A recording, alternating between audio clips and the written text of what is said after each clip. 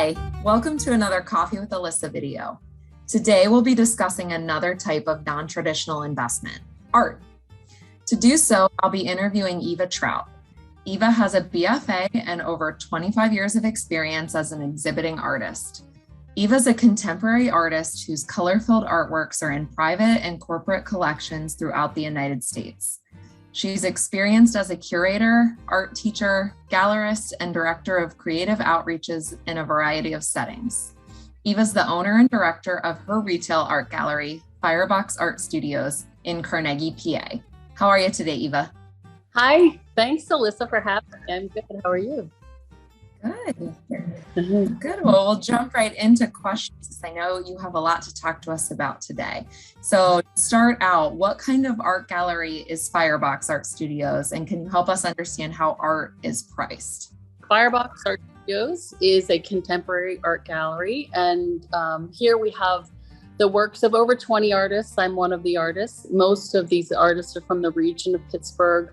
There's a few from some cities around the country, and we really feature one-of-a-kind collectible original works of art. So we don't have photographs here. We have very few prints.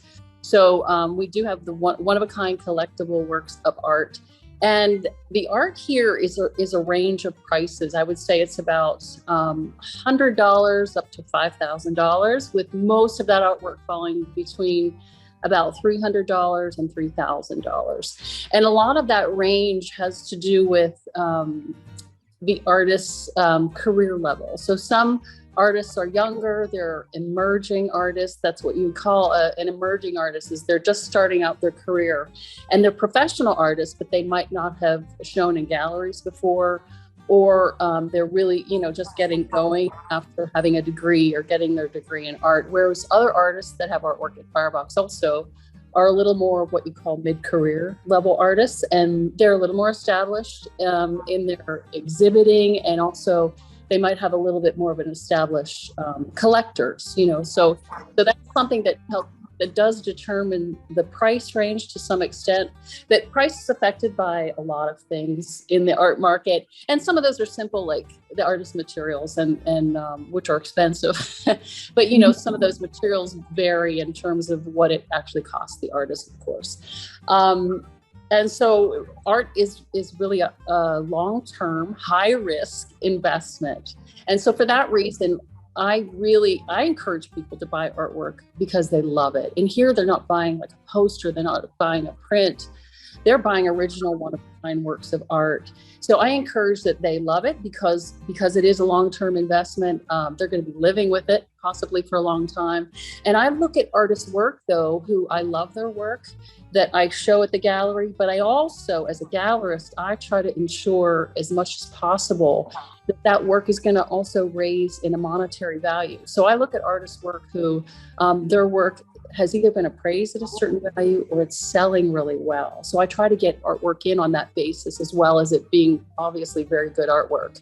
So with that, for me, getting that kind of work that's professional in the gallery, I hope to ensure that whatever the buyer is getting, they're getting something that really has the potential to go, that is valuable, but it has the potential to go up in value. And I think that's great for its sentimental value, and even in terms of an heirloom, if it's something you're passing down to your children, it's sentimental, but then it also can be an investment value. So that's important.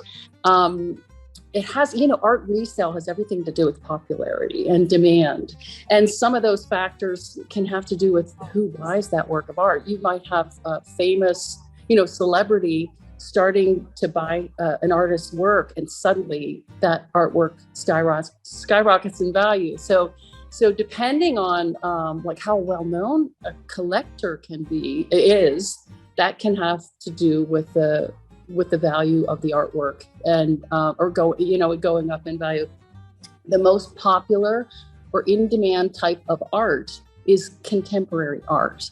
And the United States is the world's largest art market, with upwards of $30 billion in spending per year. So there's a lot of money invested in art. That's good. With that being said, that contemporary art is the largest art market in America, has the most resale value. Can you tell us a little bit more about the contemporary art that you make? Yeah. And like I said, at the gallery, there's a variety of styles within contemporary art. Contemporary art is pretty much living artists, or the art of our times. And so, and can speak about a variety of issues, from personal experience of an artist to political issues, obviously. And those styles can range. So like at the gallery, we have painters who are focused painters. We have artists who are like more abstract, non-objective. And then there's some artwork here that's much more expressionistic. And I work in a variety of genres, like a number of these artists do at the gallery. And my recent series, which you can see, it's a really big painting that I have behind me, and you can only see part of it. But my recent series would be expressionistic in style. And for me, it's inspired by what's called a super bloom that happens out west.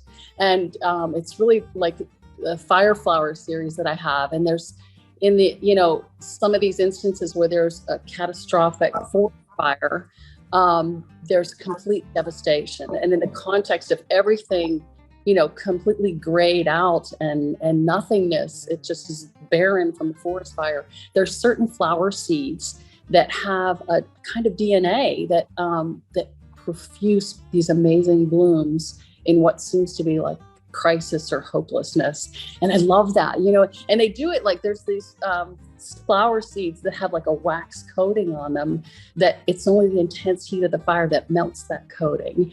And then there's, other seeds that it's the first time because the canopy of the forest is burnt down. So it's other seeds see the sun for the first time. So these certain fire flowers or these certain seeds bloom phenomenal.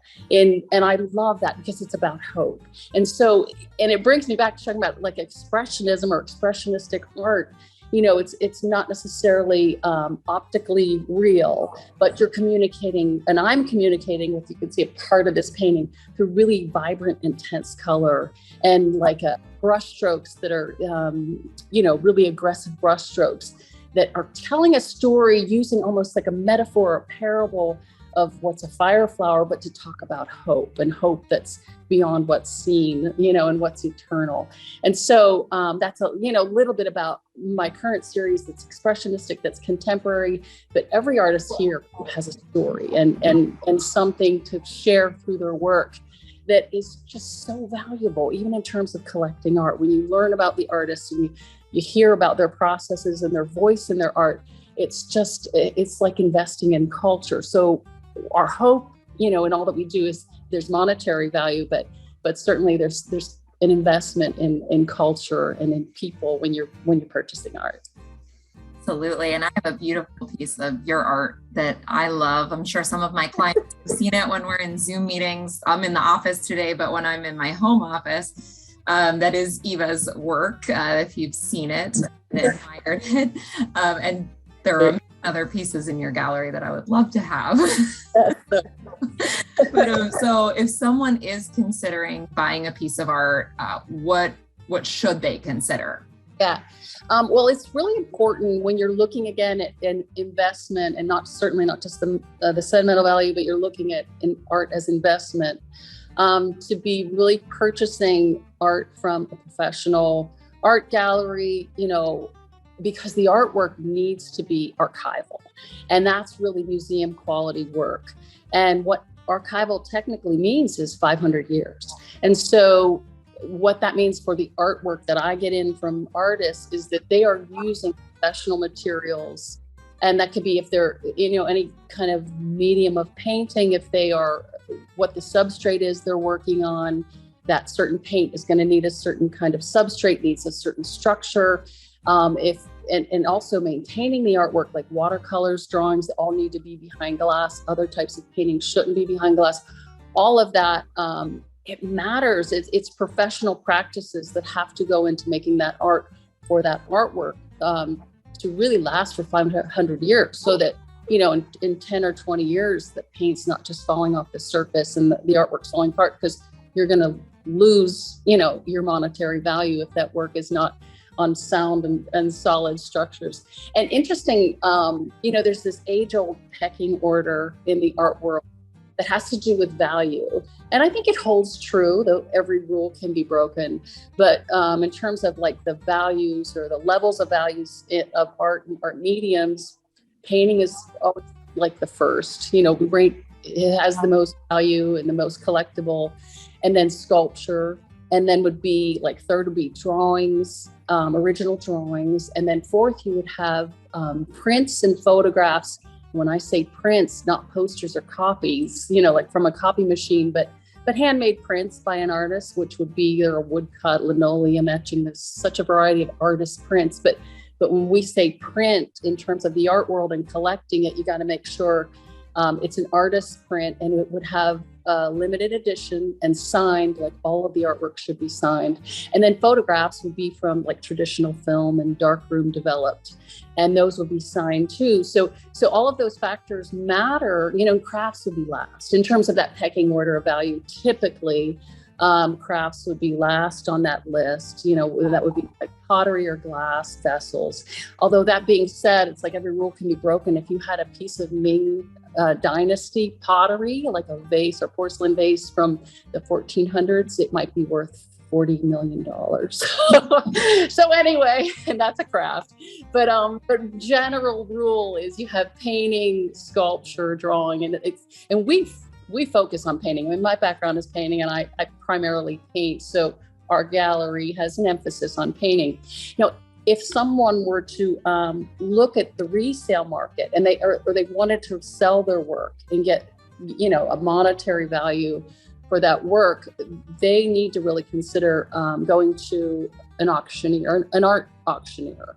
And that's something they should research, because if they have, say, an Andy Warhol print from, 1950, 1960, they're going to want to find an auctioneer who has that kind of specialty, as opposed to if they had a Ming Dynasty vase, an auctioneer is going to have a very specific specialty. So that would require, turning your art into cash requires research and work to make sure you're finding, the right auctioneer who should be licensed as well for trading in your work, your artwork. Well, thank you so much. Before we close, I see you've given people a small glimpse of your gallery here. You have, I know, so much more, spent a lot of time there, and it's just such an experience to walk around and look at all the art. So if anyone wants to visit in person, if they're local, what are your hours? We're open, or regular hours are Thursday, Friday, and Saturday from 11 to 5.